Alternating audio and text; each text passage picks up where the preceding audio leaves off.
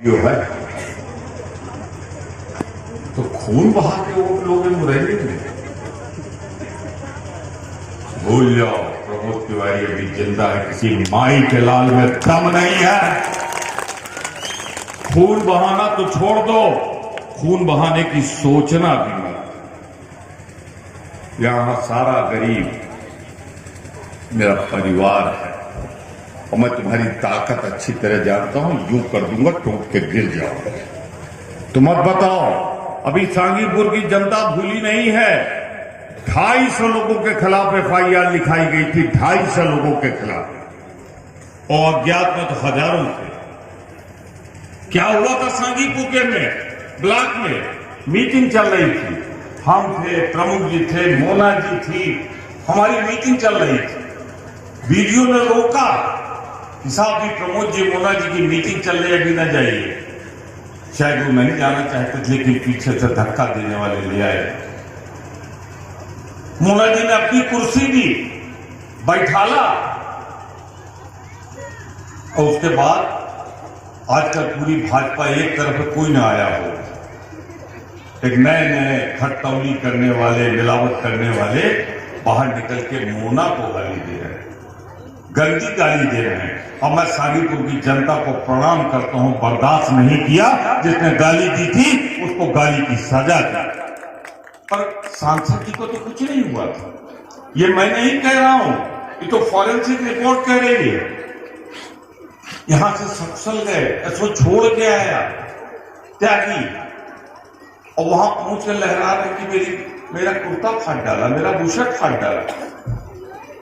मैंने क्या किया, मैं तो फौजदारी का वकील था, मैंने एक दरखास्त दी SP को कि इसकी फोरेंसिक जांच हो जाए। फोरेंसिक जांच का मतलब होता है कि पता लग जाए फटा कैसे। जब रखा गया माइक्रोस्कोप के नीचे तो रिपोर्ट आई कैंची से कटा है, कैंची से काटा है। वाले सांसद कसम खाते हुए ईमान की, और प्रमोद तिवारी और उनकी बेटी सहित 500 लोगों को फंसाने के लिए कैंची से काट कर कहते हो कि मुझको मारा पीटा गया। क्यों किया था उन्होंने मालूम है आपको? 307 का मुकदमा लिखाया था मेरे और मोना और 500 लोगों पे। मालूम है 307 में कितनी सजा होती है? 10 साल और आजीवन कारावास तक हो सकती है। तो उनका कोई इरादा और कुछ नहीं था। उनका इरादा था अगर 2 साल से ज्यादा सजा हो जाएगी तो मोना विधायक आशीर्वाद दे, चलो हाथ ऊंचा करें, और सब लोग बहुत बहुत धन्यवाद आप सबको। आज भैया मुरैनी में इतनी बड़ी संख्या में आप सब आशीर्वाद आया, ये आवाज के सब झुका के आप सबके अभिनंदन करे थे। इतनी बड़ी सभा तो हम अपने जीवन में मुरैनी में कभी नहीं किए रहे। बहुत बहुत नगर निकाय को लेकर हाईकोर्ट ने अपने फैसला दिया है, इस पर क्या कुछ कहना चाहिए? देखिए, अभी कुछ दिनों पहले 2 सूबे और 1 नगर निगम का चुनाव हुआ था, यानी तीनों जगह भाजपा थी। जो रिजल्ट आया है, भाजपा नगर निकाय हार गई दिल्ली का। कांग्रेस के हाथों से जबरदस्त शिकस्त मिली है हिमाचल में, हमने छीन लिया हिमाचल उनसे। गुजरात बामुश्किल दोनों चुनाव अलग अलग करा के वो बचा पाए। उत्तर प्रदेश में भी 3 चुनाव हुए थे बाई इलेक्शन, जिनमें हमने समाजवादी पार्टी ने उनसे पश्चिम की मुजफ्फरनगर की सीट छीन ली। रामपुर भी वो बेईमानी से जीते। मैनपुरी नेताजी की सीट मुलायम सिंह जी की 2-3 लाख वोट से डिम्पल जी जीती। तो भाजपा को अच्छी तरह मालूम है अब जनता उनके साथ नहीं।